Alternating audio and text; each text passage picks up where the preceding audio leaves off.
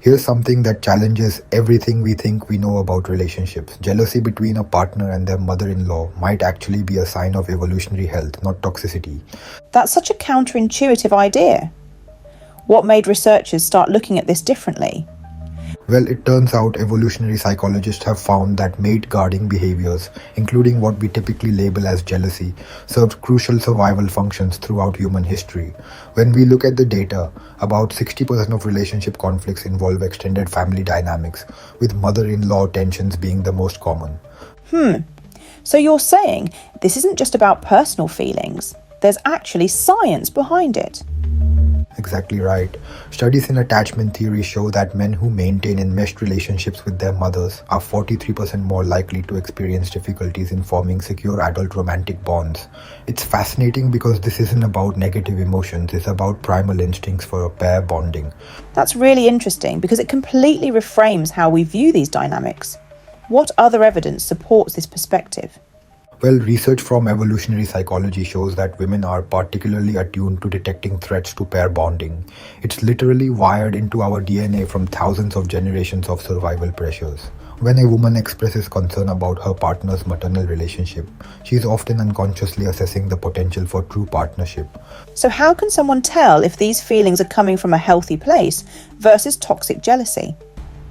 Here's what the research shows. Healthy relationship concern typically involves open communication about boundaries, expressed desires for emotional intimacy, and constructive suggestions for building the relationship. Toxic jealousy, on the other hand, usually manifests as controlling behaviors, ultimatums, and attempts to isolate. That makes sense. What are some specific examples you've seen where this plays out in real relationships? Let me share a fascinating case study.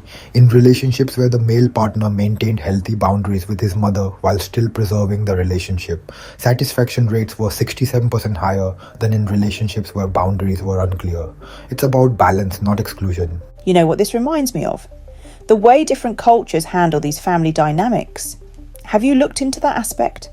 That's a brilliant observation.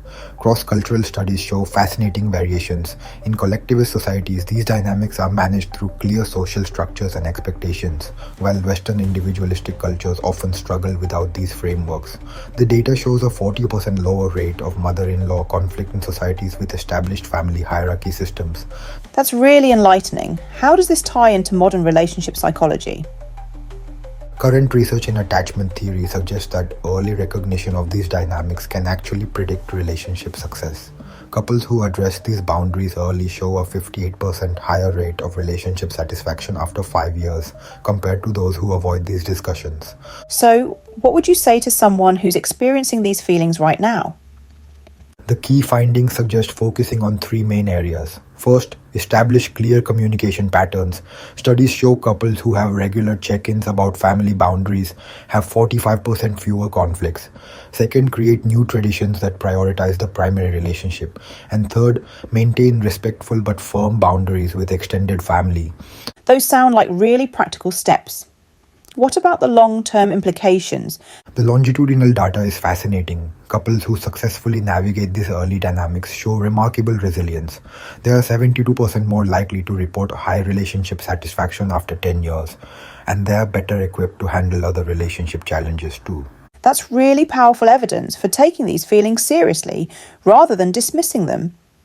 And here's what's really interesting. Neuroscience research shows that when women express these concerns, they're often activating the same brain regions associated with long-term planning and risk assessment.